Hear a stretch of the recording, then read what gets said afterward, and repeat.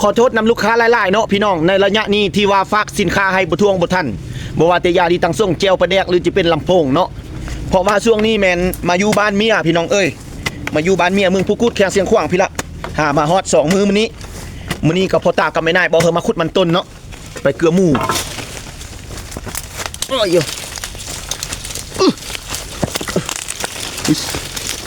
หักไงตึเฮ้ย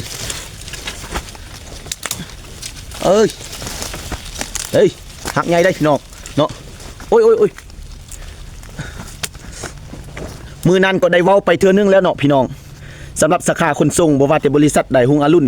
อนุสิทธิ์มีไส้เนาะแล้วสาขาต่างๆเนาะบางคนก็ยังพร้อมเอามือเนาะ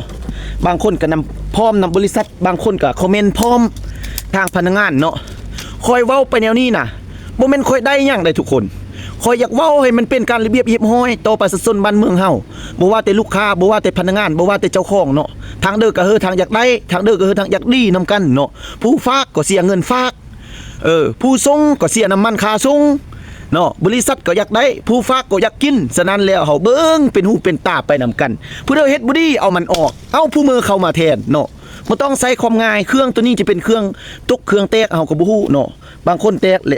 ไปฮอดแตกแล้วลูกค้าบ่เอากลับคืนมาเฮาก็ใส่บ่ได้เฮาก็เสียเงินเสียคำทั้งเสียค่าฝากทั้งเสียเวลาเสียลูกค้าอีกเขาไปซื้ออยู่บ่อนอื่นเนาะฉะนั้นแล้วบ่ต้องเฮ็ดเนาะทุกคนเบิ่งให้มันดีมันงามมันจุบมันงามเป็นหูเป็นตาไปนำกันผู้ใดบ่ดีตักเตือนคันตักเตือนบ่ฟังแล้วเอาออกซอกผู้มือมาอยู่แทนอึดบ่ยากคนจะเฮ็ดเวียกเนาะ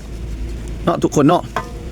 เอาสำหรับมื้อนี้พี่น้องก็จะขอฝากอันใดอันหนึ่งเนาะเป็นสิ่งสำคัญสำหรับผู้ใดที่เป็นตังส่งขึ้นไขมันหุ้มหัวใจไขมันอุดตันไขมันหลอดเลือดเจ็บหัววินหัวปวดหักหลักลื่นก้มกระเมาลุกเกาวินกินซีนหัวซีนควายบ่ได้บ่าวพรวิไลจัดให้ทันทีมีเก็บปลายทางจัดจำหน่ายทั่วประเทศราคาทงหนึ่ง 75,000 กีบเท่านั้นเด้อทุกคนผู้ใดสนใจอยากกินอยากลองอยากสั่งซื้อเบอร์ติดไว้นี้โทรมา